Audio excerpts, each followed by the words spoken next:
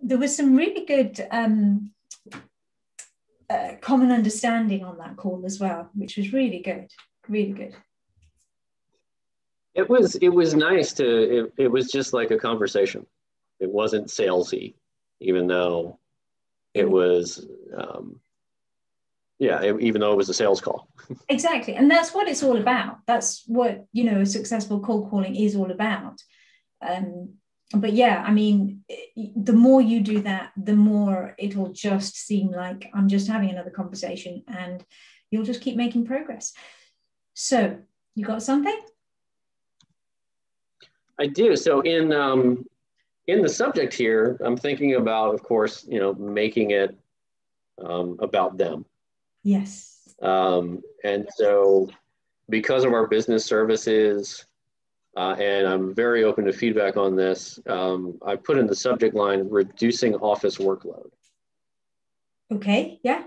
That's exactly what you want to do, right? Yeah. And that's what we want to accomplish. And hopefully, I mean, that, of course, the goal is to get them to open that email and peek.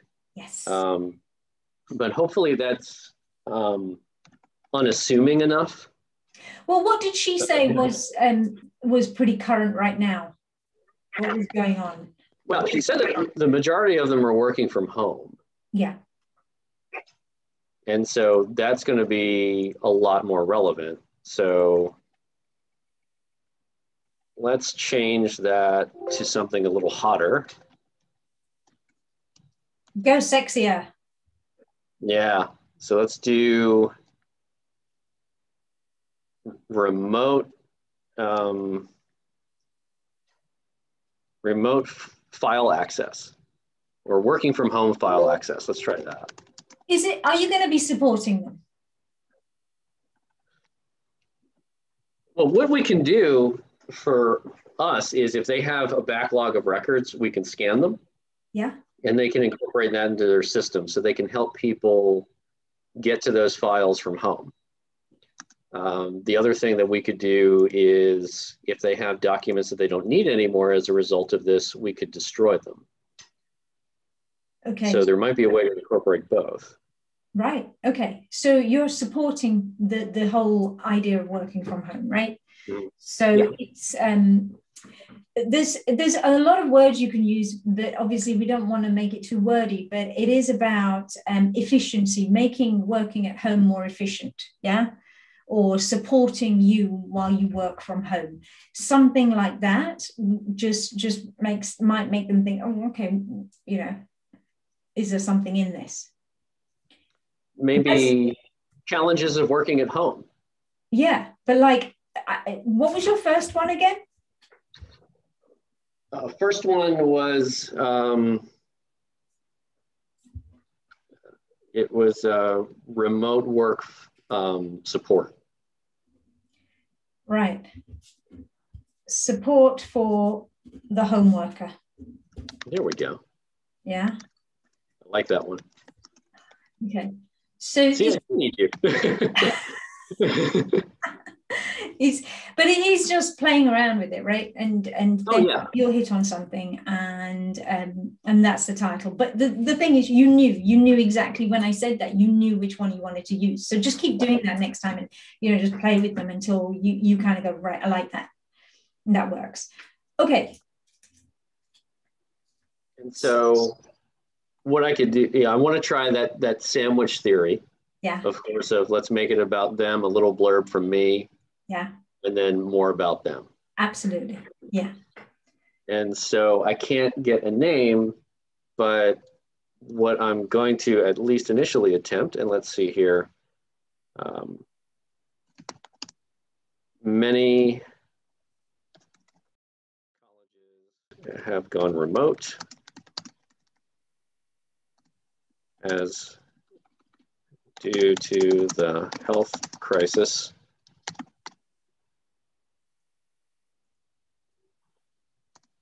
Okay, is that personal enough? No, okay. It's a little cold. Sounds like a marketing email. It does. So you know who you're writing to, first of all? I do. You have a name. So I do. So let's look up. Jerry. Uh-huh. You on that? I've got her. Great. Yeah, I got her full name here. Yeah. Administration Office Specialist. Let's see if I can find out a little bit more about her. It's interesting, isn't it? It is. It's detective work. It's That's it. That's what you've got to think of it like. Magnum PI of the new generation. I know. So many questions, though. It's like Columbo, you know. Oh, well, he was the master of questions. Columbo is the person I always refer to when I say, and when you're about to leave the meeting, that's when you drop the killer question. Yes. And Sherlock Holmes, too, or Poirot. You know, he would assemble everybody and then get them to just, you know. So we want to, at the end of a meeting, I always say to people, that's when you've just got to say, okay, just out of interest, what do I have to do to be better than those? Yes. Right? Here we go. Here's her LinkedIn. Okay. I don't see. So I think the key here is that we don't spend too much time researching the person at this stage, because at this stage you don't have any kind of a conversation going with them. The idea is to capture them and just to sort of help you here so that we haven't got a lot of blank space.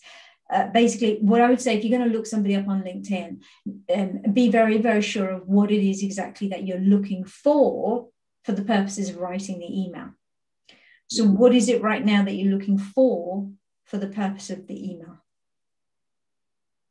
Looking for some kind of icebreaker to make it about her, to see if there was something that the college was involved in, that she had a part in, that was posted publicly, or if she's involved in an organization that I happen to know. So some kind of common ground or an icebreaker, really. Brilliant. Okay. So this is what we spoke about in terms of the news pages, etc., on the website as well. Website usually has news pages like that where they will boast about what they've achieved in the organization. And I think maybe LinkedIn might be more the personal route, and perhaps the website might tell you a little bit more of a general kind of achievement that the company has had. So you could maybe have a look at that and see what the latest achievements and the latest workings or current focus is for that organization. Yeah. Well, yeah, and here's a possibility. Just yesterday, the university board met remotely. Wow. Okay. Great. So file sharing has become really, really important for them, to do in a very efficient way. Yeah. Okay. Yeah. Okay. So the construct has the structure of your kind of email. As we said, it's going to start with them, and I think be candid about the lack of knowledge you have of them. Don't be afraid to say, I don't know enough yet, and that's why you're contacting them. So you're going to give it a go? Yeah, let's give it a go here. Noticed Stephen was on your website and noticed even your board meets remotely now. Okay. How's that reading to you? Salesy, kind of disingenuous. Okay. It's like, okay, well, what were you doing on my website? That's great. Yeah. You got it. It's a little bit intrusive, almost scary, stalky-like.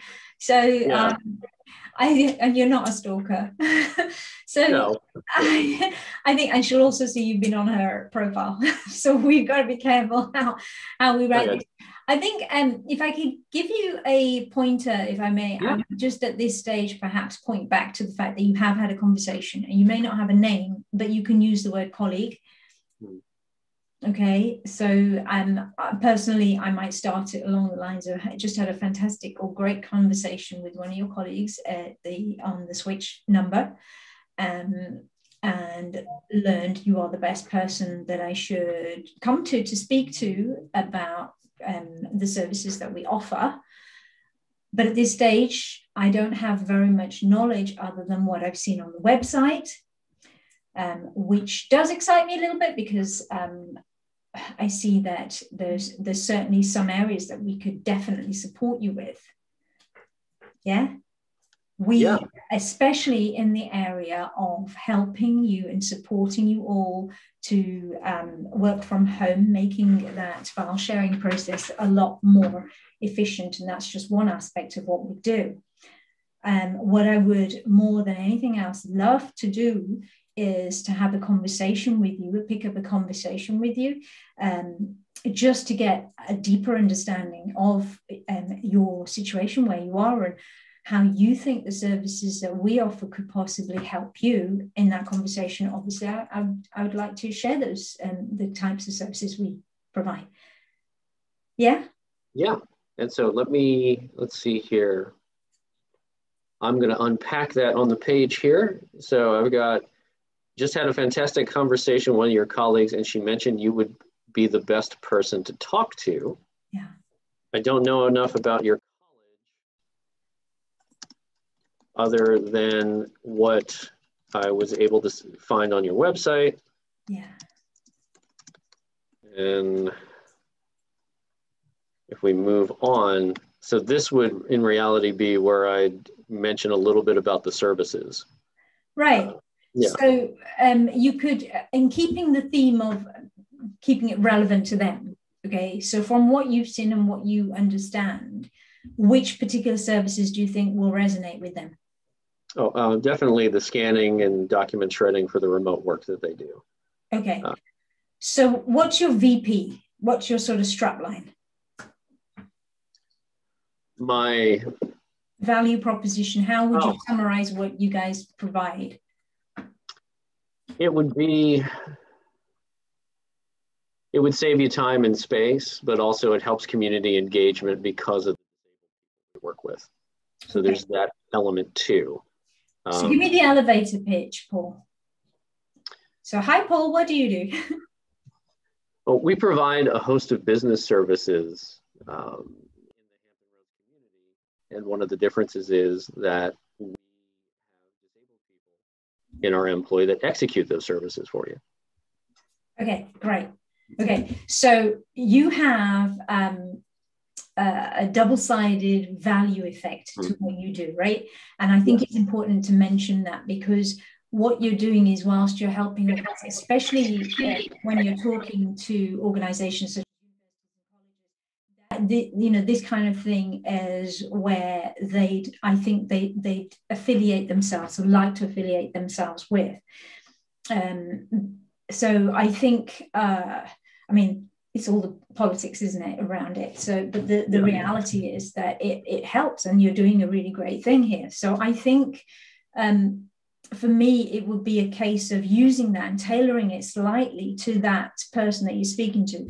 So based on what I've just said, that we provide a host of business services to where we have a double-edged value proposition, which means when you take on services from us, not only do you benefit, but our employees who are disabled employees also feel valued by being able to deploy their talent and skill by providing you value, something like that. And I'm sure you can word that a lot better than what I just spilled out there, but it's kind of around that whole, they'll be indirectly helping those people.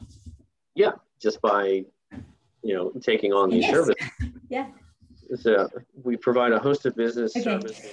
So let's, now I might be nitpicking, but these are just thoughts for you later, because I would just say store that email and have a look at it again later before you send it. But just some thought there for you. Yeah. No, and I like that. I have an idea around in my head when I save this to draft, and what I can do is I'll send it. Yeah. But what I'll do as well is once I send it, I'll send you a copy. Great.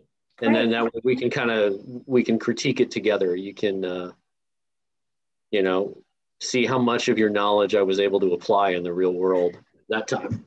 Well, I'm impressed. I'm very impressed so far, I have to say. And also, I must say at this point how brave you are and how much I appreciate you coming on to this recording too. So, well done you.